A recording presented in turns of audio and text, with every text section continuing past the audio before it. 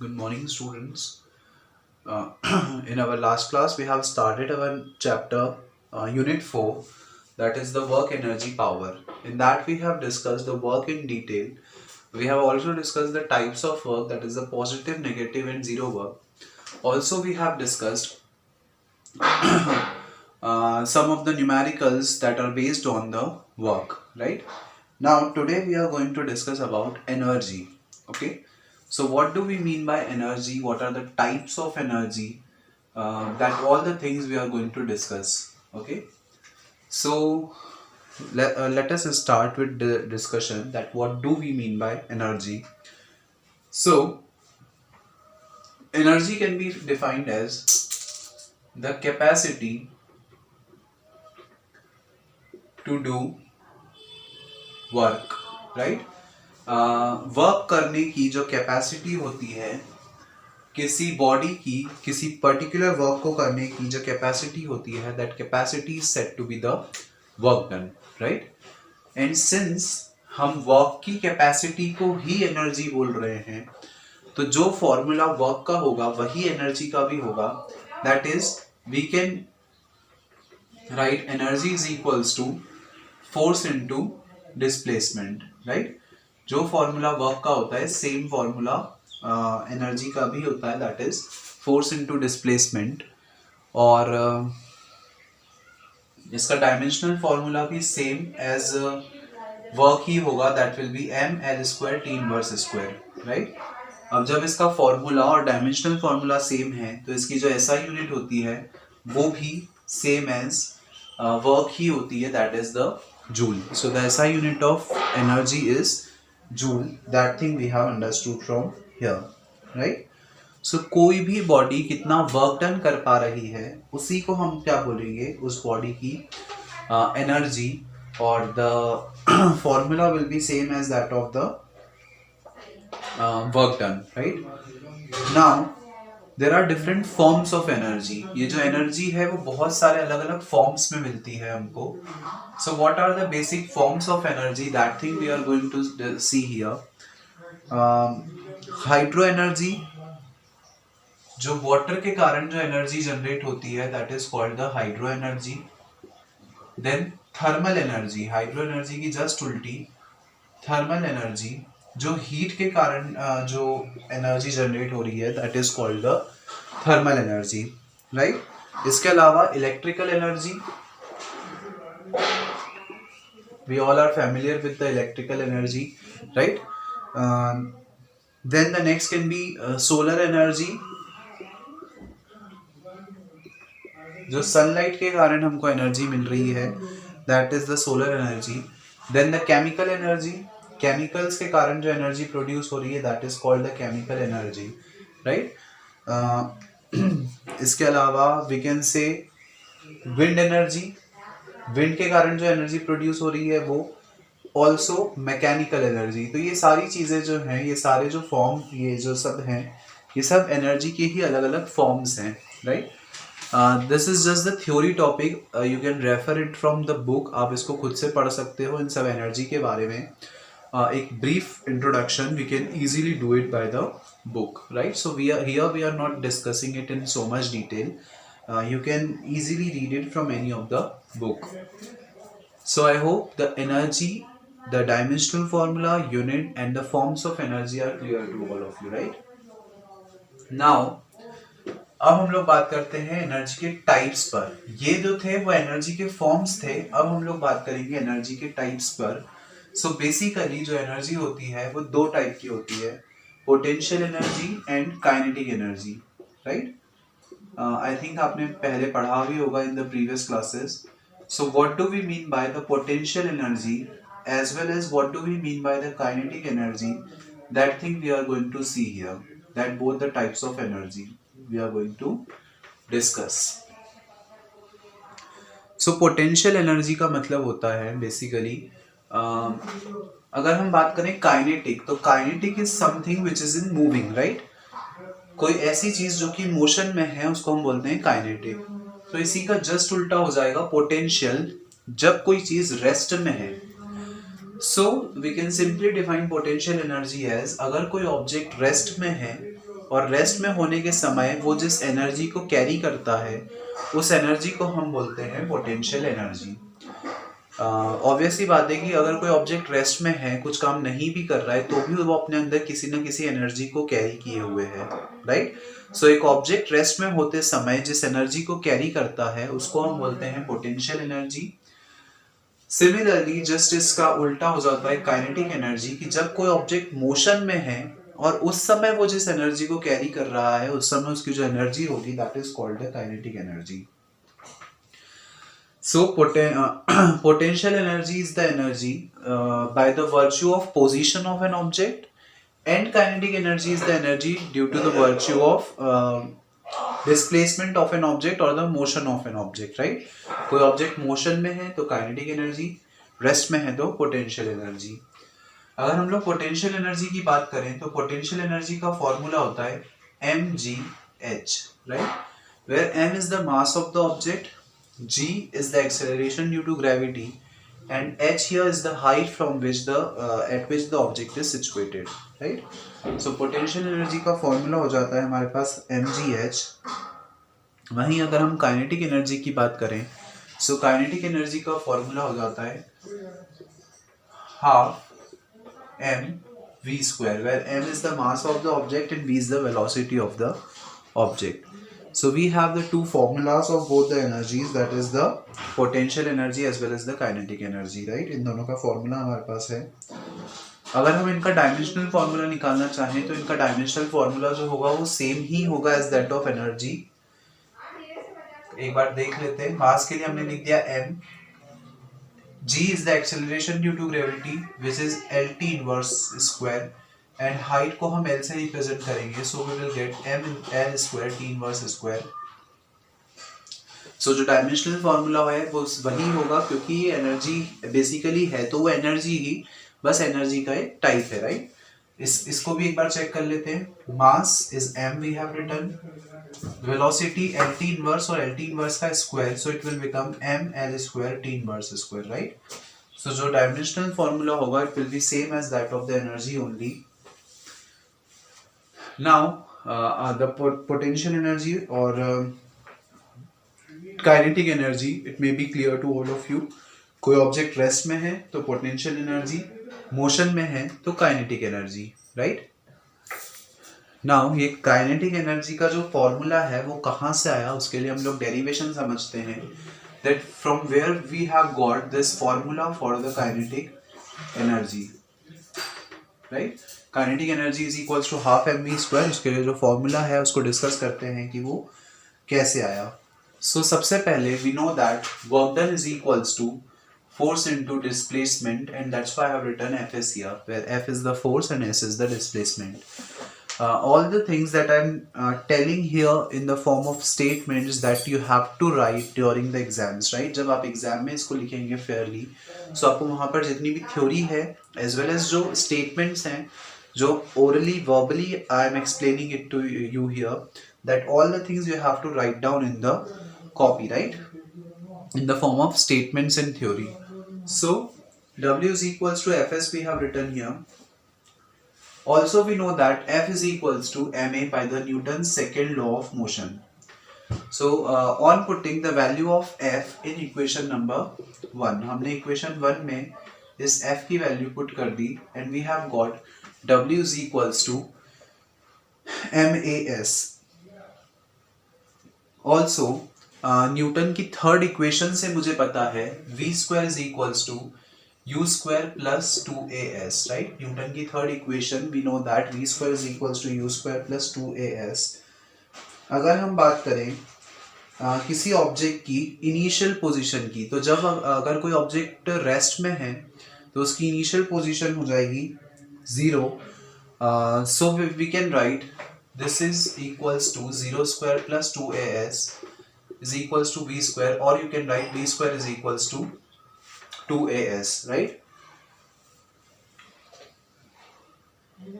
Now अगर हम इसको ग्रेविटी के कंसेप्ट में समझें तो ग्रेविटी के कंसेप्ट में since the gravity is acting vertically downward और किसी भी ऑब्जेक्ट का एक्सेलरेशन अगर हम नेगेटिव माने, so अगर जिस डायरेक्शन में आप फोर्स अप्लाई कर रहे हो अगर उसके अपोजिट डायरेक्शन में एक्सेलरेशन हो रहा है या बेसिकली वी कैन से अगर रिटार्डेशन हो रहा है, सो we can write the acceleration to be negative here, right? So we have written minus a here. Okay, just leave that. We can write it simply as as only, right? हम इसको simply as ही लिख देते हैं. So we will get v square is equals to 2as from here. Also, अगर मैं यहाँ से इस as की वैल्यू निकालूं, so I will get half v square. यहाँ से आपके पास as की वैल्यू आ गई, that is half v square, और इस as की वैल्यू को यहाँ से अगर हम यहाँ पे रख देते हैं, so we will get w is equals to m into v square by 2, और you can write it as w is equals to half mv square. और जो वर्क डन होता है basically the capacity to work done is called as energy, तो हम इस work done को energy भी लिख सकते हैं. You will get E is equals to half mv square, where this E is representing the kinetic energy, and that's why the formula for kinetic energy is equals to half mv square, right? तो इस तरीके से हम किसी भी object की जो kinetic energy है वो निकाल सकते हैं with the formula half mv square. यहाँ से अगर हम काइनेटिक एनर्जी की डिपेंडेंसी समझें, तो काइनेटिक एनर्जी जो होगी वो डायरेक्टली प्रोपोर्शनल होगी ऑब्जेक्ट के मास के. मतलब कि अगर ऑब्जेक्ट का मास जो है वो ज़्यादा है तो उसकी काइनेटिक एनर्जी भी ज़्यादा होगी. ऑल्सो ये जो काइनेटिक एनर्जी है वो डायरेक्टली प्रोपोर्शनल होगी v स्क्वायर के. मतलब अगर उसकी वेलोसिटी ज़्यादा तो उसकी काइनेटिक एनर्जी भी ज़्यादा, right? So these are some of the dependencies of the kinetic energy. Now the next topic that we are going to study is the relation between kinetic energy and momentum. हमने kinetic energy भी पढ़ी है, also हमने momentum भी पढ़ा है. सो what is the relation between the kinetic energy and momentum that we are going to discuss, because some of the numericals can be asked to you in this form, right? So simple सी चीजें हमको पता है. Momentum का formula, momentum is equals to p is equals to mv, ये चीज हमको पता है. ऑल्सो हमारे पास काइनेटिक एनर्जी के लिए भी फॉर्मूला है, that is half mv square, right? Kinetic energy को हम generally E and then subscript में हम K लिखकर इस तरीके से भी इसको रिप्रेजेंट कर सकते हैं, राइट? सो हमारे पास फॉर्मूला आ गया, kinetic energy is equals to half mv square. Also हमारे पास फॉर्मूला है P is equals to mv. तो यहाँ से अगर मैं इस V की वैल्यू निकालूँ, that is V is equals to P by M. यहाँ से हमने v की वैल्यू निकाल ली और उसको अगर मैं यहाँ पे पुट कर दूं, so I will get 1/2 m. v की जगह पे हमने लिख दिया p by m as it is and square, so that we will get 1/2 into m into p square by m square, and square से m cancel and we will get p square by 2m. E is equals to, इसको simply अभी हम e से denote करते हैं, e is equals to p square by 2m. Or you will get p square is equals to 2me. इसको define करने के लिए कि काइनेटिक एनर्जी है, हम इसको फॉर आवर अंडरस्टैंडिंग हम इसको k से रिप्रेजेंट कर देते हैं, एंड लास्ट में हम लोग लिख देंगे where k is the kinetic energy, right? Just for our understanding purpose we are writing it, otherwise you can write it e as well. So this will be the relation between the momentum and the kinetic energy. Here you have to mention where k is the kinetic energy, right? So this can said to be the relation between the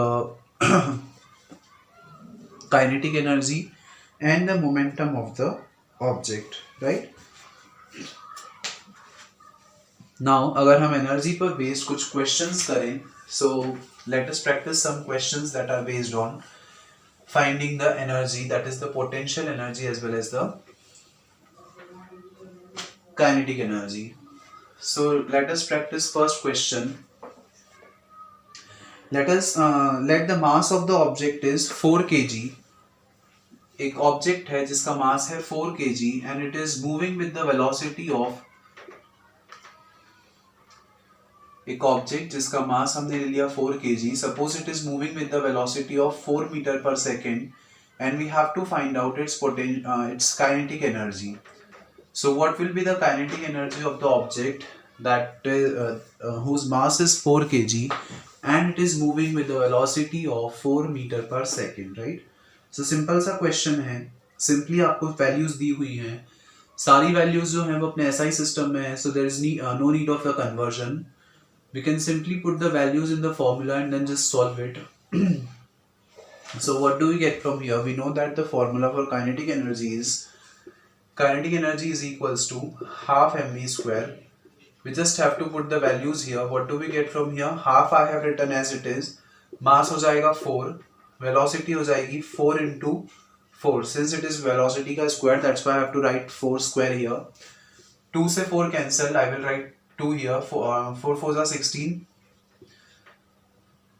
So I will get the kinetic energy of that object will be 32 joule, right? So simple sa question, we can just easily solve it and we will get the value of the kinetic energy, right?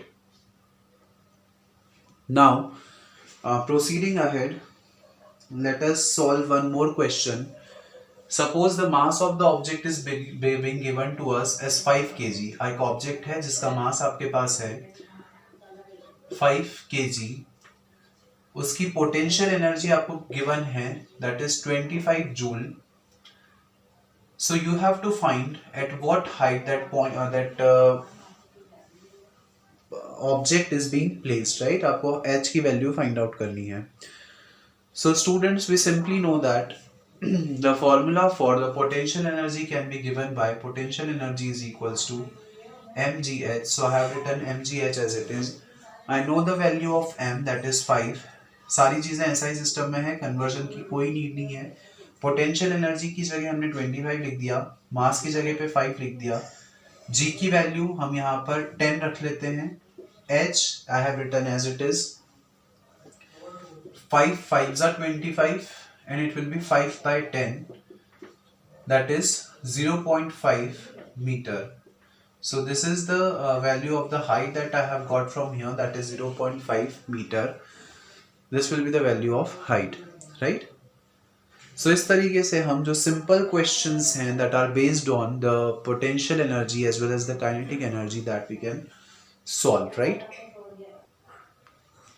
Now the next and the most important topic of the chapter is work energy theorem. इस unit का जो most important chapter है that is the work energy theorem. So as its name suggests, this theorem tells us about the relation between the work and the energy. Work और energy के बीच में क्या relationship होती है, कैसे जो work है वो energy से relate करता है, ये चीज़ हम लोग discuss करेंगे इस chapter में. Okay? So let us start discussing it. Basically जो work energy theorem है वो आपको ये बोलती है कि किसी भी ऑब्जेक्ट को एक पोजीशन से दूसरी पोजीशन पे डिस्प्लेस करने में हमको जो वर्क करना पड़ेगा वो वर्क उसकी काइनेटिक एनर्जी में चेंज के इक्वल होगा, राइट? जितना भी आपको वर्क डन करना पड़ा किसी भी ऑब्जेक्ट को एक पोजीशन से दूसरी पोजीशन पे लाने में, वो किसके बराबर होगा? उसकी चेंज इन काइनेटिक एनर्जी के बराबर होगा. मतलब उसकी काइनेटिक एनर्जी में कितना चेंज हो रहा है इस वर्क डन को करने के लिए, उसकी काइनेटिक एनर्जी कितनी चेंज हुई है, that change in the kinetic energy, that is we can represent it with del k. That change in the kinetic energy will be equal to the work done in displacing that object from one position to the another. So this is basically the work energy theorem.